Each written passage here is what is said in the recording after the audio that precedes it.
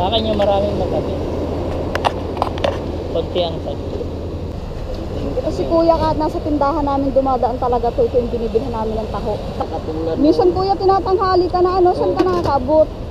Dito lang, paikot-ikot. Kasi lampas ka din minsan sa tindahan, nadaan ka alas 10 ng umaga. Masipag kasi ito si kuya mga kagala magtinda. Let's, may agahan na tayo. Taho lang muna. Hello everyone, I'm Vlogging Gala at ito ang mga gala ko na ibabahagi ko para sa inyo.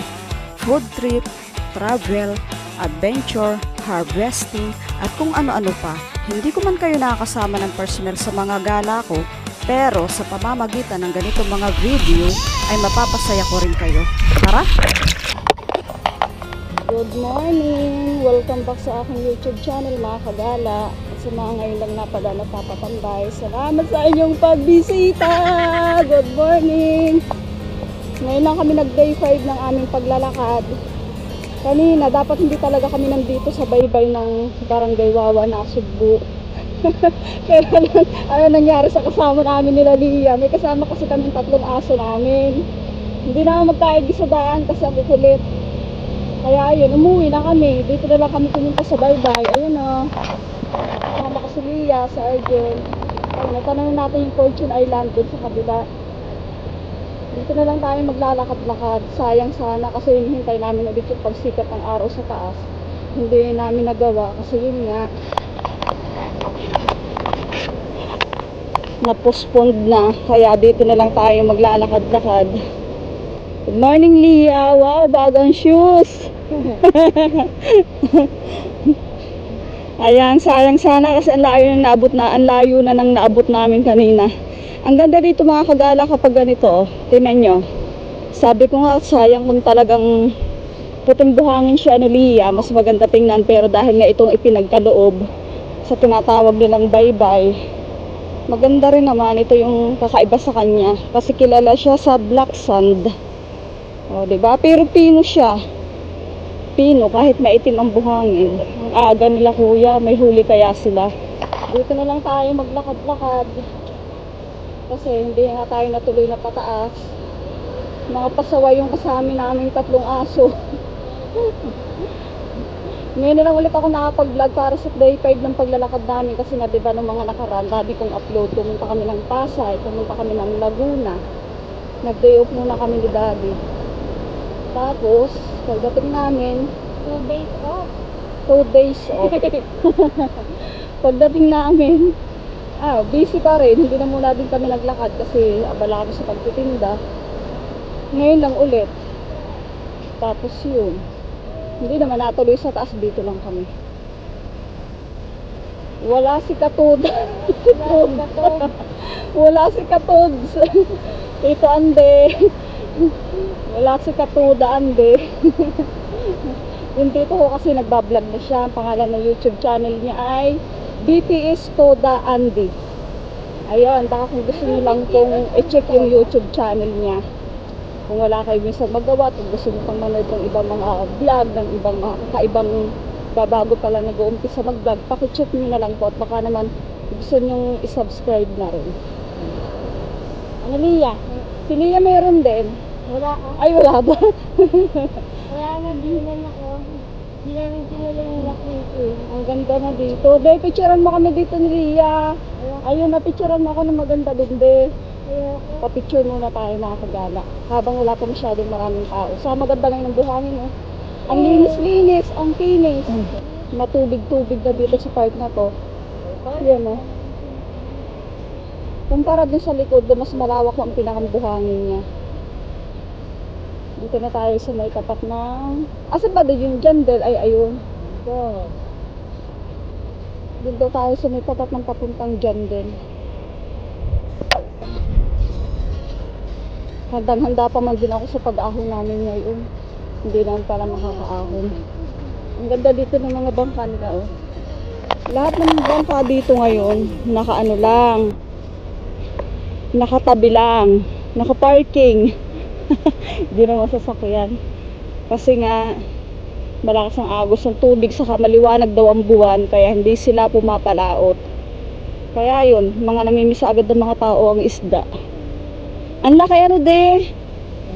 Ito yung maganda din sa Fortune, ano de. Ganyan mga kagalang bangka ang dapat sasakyan namin papuntang Fortune Island. Hindi naman natutuloy.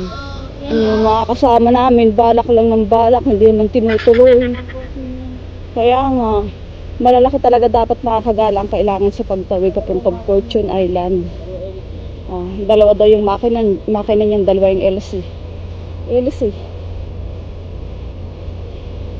Dalawa yung LC niya. Galing na siguro, isa lang may-ari niyan de. Ay, isa nga lang may-ari mga kagala. Kaya no? Talagang yan daw ang mga naghahatid na bangka papuntang Fortune. Tapos, pampalaot na rin. Sakay na. Jeprox. Punta natin yung bahay ni Japper Sniper. Susunin natin ang susunin. Taga rito lang kasi mga kagala ang bahay ni Japper Sniper. Yung vlogger na dati ng trabaho niya ay family driver. Hanggang sa nag-vlog na siya na nag-vlog. Hanggang sa umuwi na siya dito ng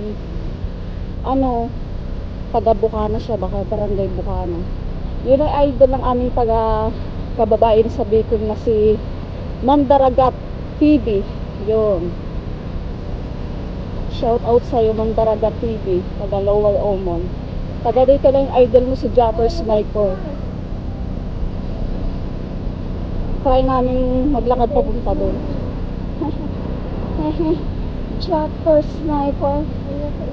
Ngayon ang ginawa na rin ni Japper Sniper ay isa na siyang magaling na mandaragat. Nakakatuwa yung mga ginagawa nila, puro adventure. Ako naman kahit talagang kung tatanong gusto ko rin magdagat. Parang masarap sumama. Ano de? Sarap sumama magdagat. Ang dahil nakakagalang bagong pinapagawa dito. Dati na may magagandang beach na may mga gandang mga cottages na ngayon mas marami pang dinadagdag nila parang hindi nag-pandemic. Siguro marahil ang mga tao hindi naglalako tsaka yung pera nila itinatabi nila sa pagnegosyo. Ayun, na sila kuya. Paalis na, kararating lang. Akin na yung cellphone ko.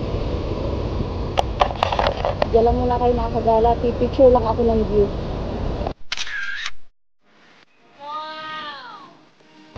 Bili tayong taho. Breakfast. Tatlo kuya. Tatlo, dito. Pinsin lang ko. Ay, wala stigtiteng lang. Tenteng lang kuya, masyadong marami. Ang akin po, walang kakanti yung matamis.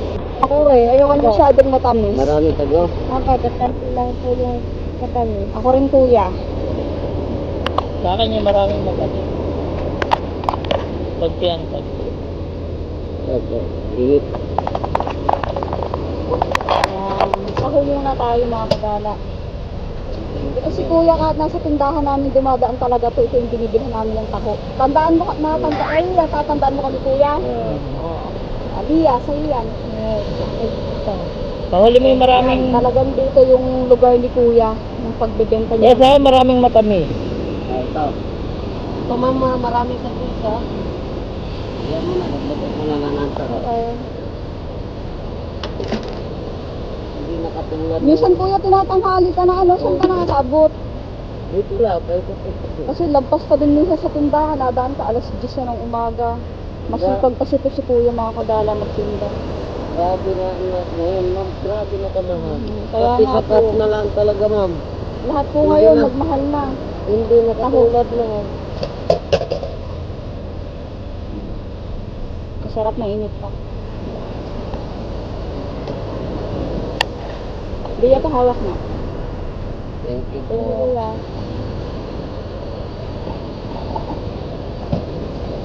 Para let's may agahan na tayo. Taho lang muna. Naglalakad kasi Si Loloida. Hindi na kasama si Loida.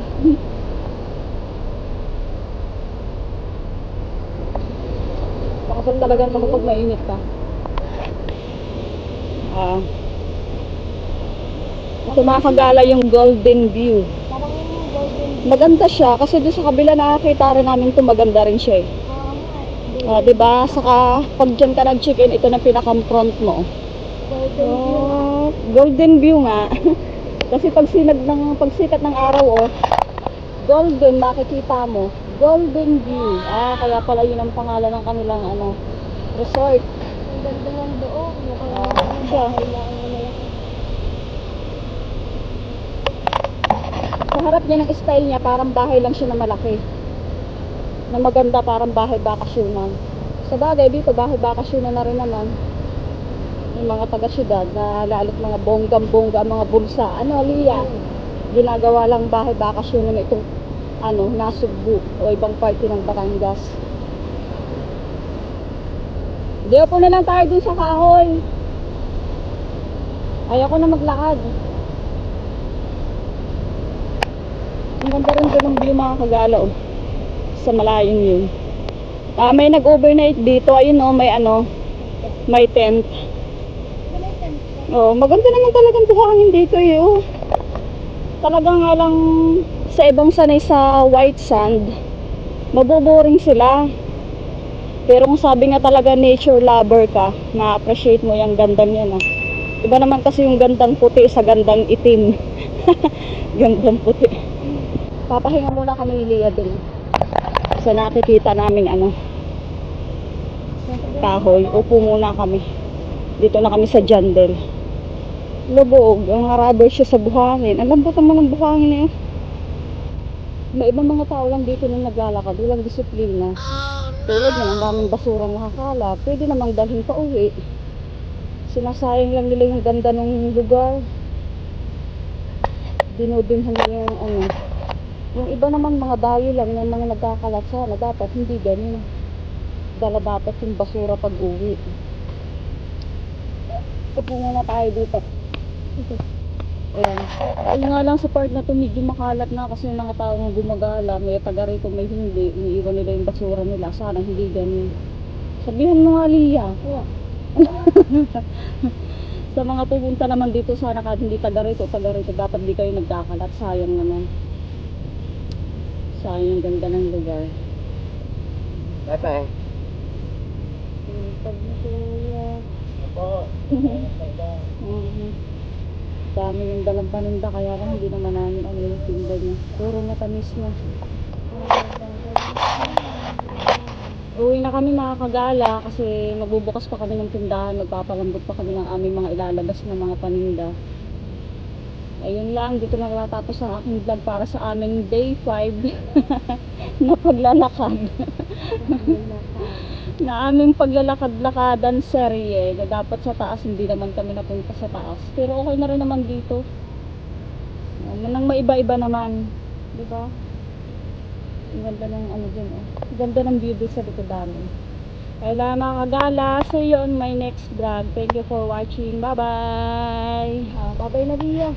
Bye. Paano? Bye. Bye. ang aming matyagang tagasama sa amin. Tara na, dala ng basura. Thank you mga kagala. Uwian na tayo. Basura ko. Magdala din ng basura. Tadadan. Si kuya, nagawalis na.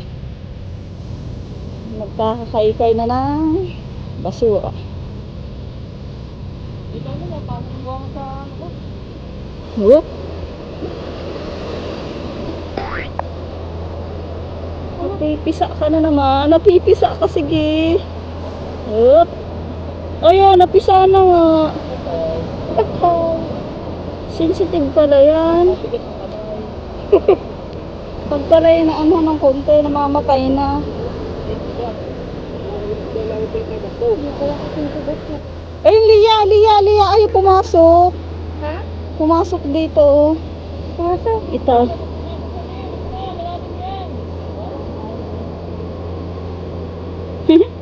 Galing na. Sayang, laki pa man din.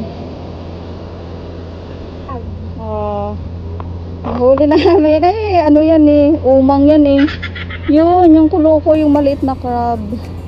Yun Yun. Sayang yung dalawa namatay. Pagdakma ko namatay siya. Kolokoy challenge. Ilan nahuli natin, Be?